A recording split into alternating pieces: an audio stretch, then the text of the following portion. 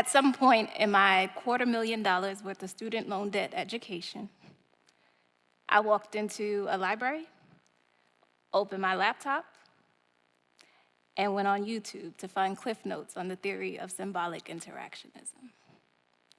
A 3-minute and 34-second video using semi-stick figures, a tree, and a discussion of ants planted 3 ideas in my mind that would help shape how I think about Black well-being and changing the game in Black mental health.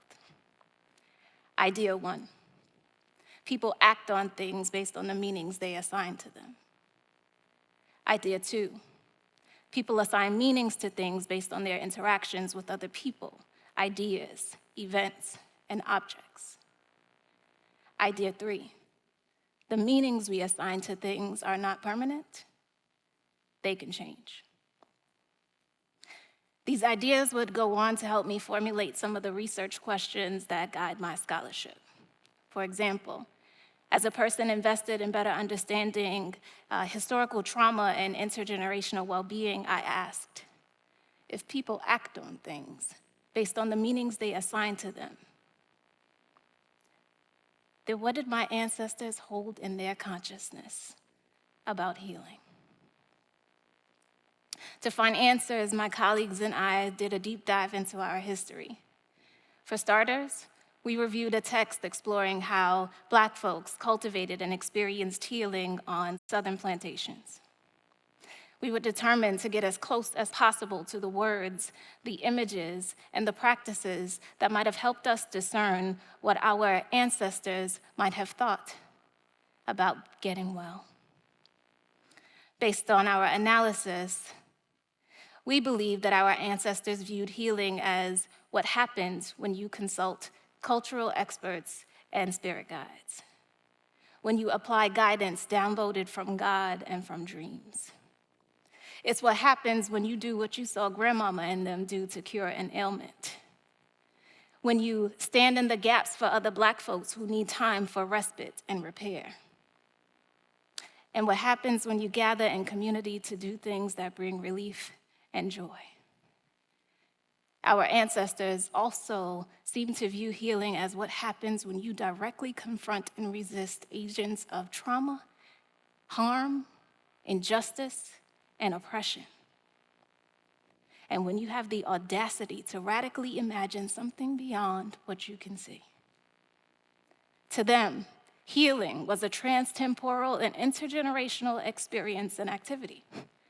They seemed to be clear that what they did in their present to get better also had implications for their ancestors and for the future Black children that they would never meet.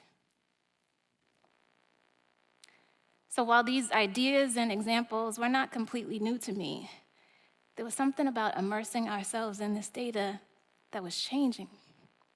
It made my passion and purpose come alive in a new way. But before I could get to the change, I had to become the interviewee. So I asked myself, if people act on things based on the meanings they assign to them, then how was I acting out what I believed healing could be? In 2003, I did what some of us in this room have done. I enrolled in social work school to train to become a clinician and hopefully to connect more Black folks to therapy.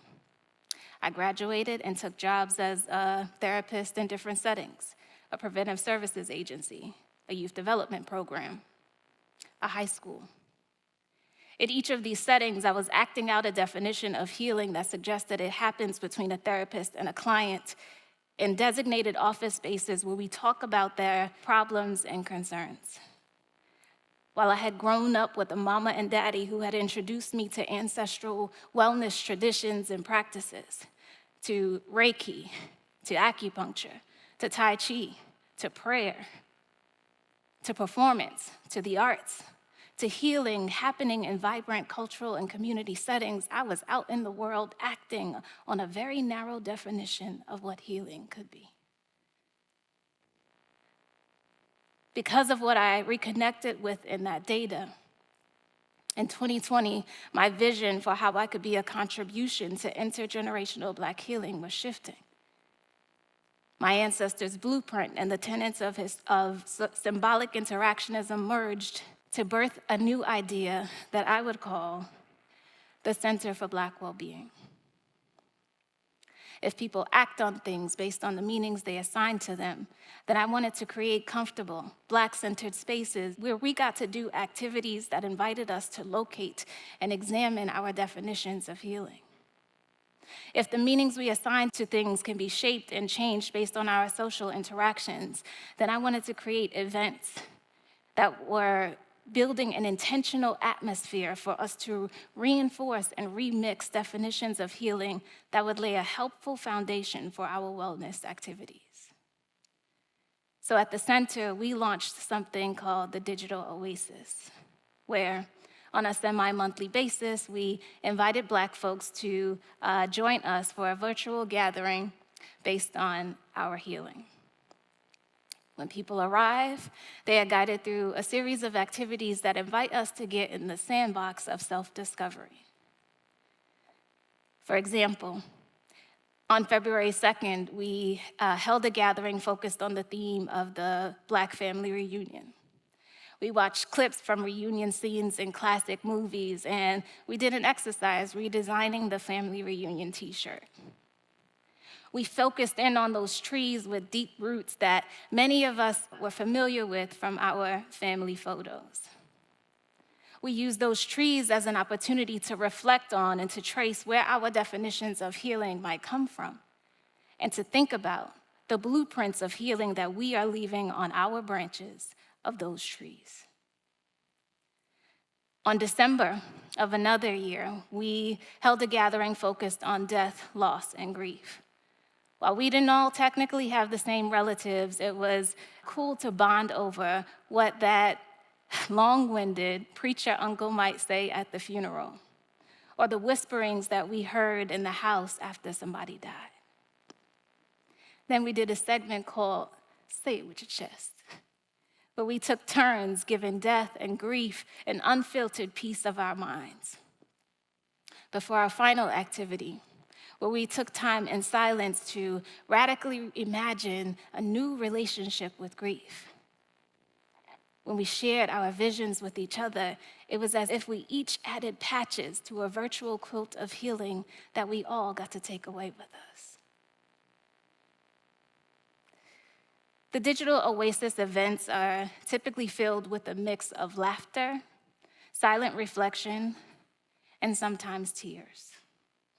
Feedback from participants suggests that we have created something beautiful, rich, soft, accessible, and comfortable, a space where Black folks get to really think about and explore our healing curiosities, where we get to have fun examining healing in community, and where we get to identify culturally relevant resources and ideas that many of us end up using in our healing work beyond the sessions.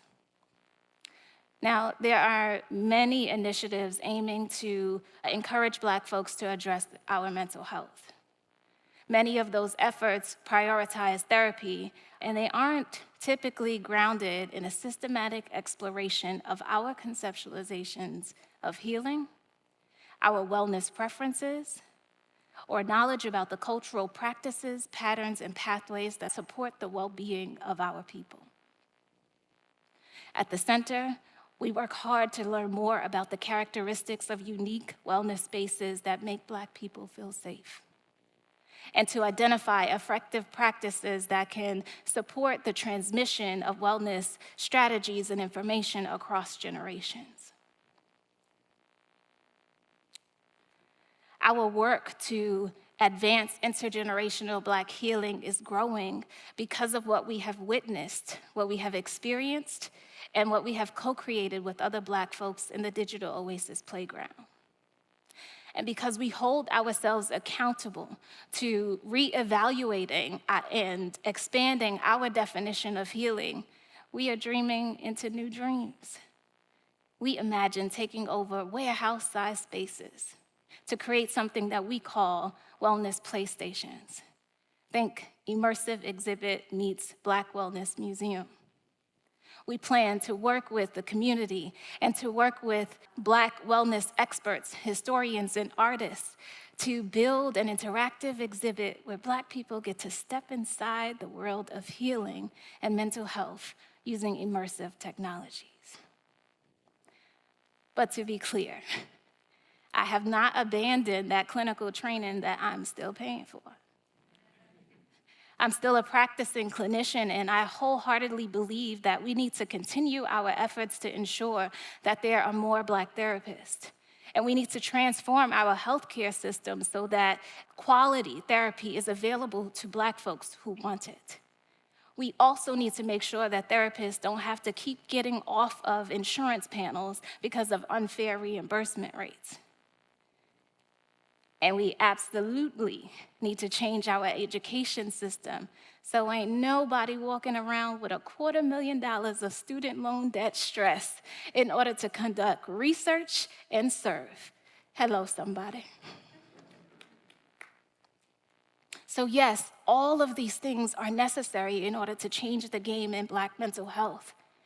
And we need to be willing to change directions for our wellness programming and thinking. But remember, before we get to the change, we have to become the interviewees. So we must ask ourselves, if people act on things based on the meanings they assign to them, then what does your current behavior say about what you hold in mind about Black well-being? If people act on things based on the meanings they assign to them, then how are you mobilizing your definition of healing in places where you have power and responsibility? Thank you.